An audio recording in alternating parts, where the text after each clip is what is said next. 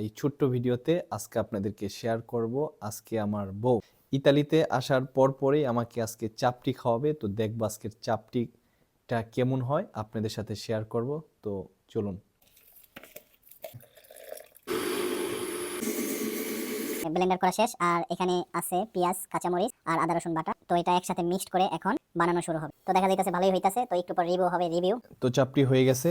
তো এখন চাপটির সাথে যদি ভর্তা না হয় তাহলে কি হয়? তো এখানে আছে ধনিয়া পাতা ভর্তা, শুটকি ভর্তা আর আছে সরিষা ভর্তা। আগে খাবো শুটকি ভর্তা দিয়ে।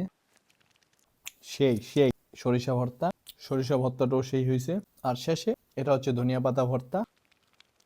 এত সুন্দর করে রান্না করছে আমার বিশ্বাস হচ্ছে না, এত সুন্দর করে ভর্তাগুলি বানানো হয়েছে। তো কি বলবো, আশা করি ভিডিওটা সবার ভালো লাগছে। আর ভালো লাগলে অবশ্যই লাইক, কমেন্ট, শেয়ার দিয়ে সবাইকে দেখার সুযোগ করে দিবেন। তো ভালো থাকবেন, সুস্থ থাকবেন। আল্লাহ হাফেজ, গুড বাই।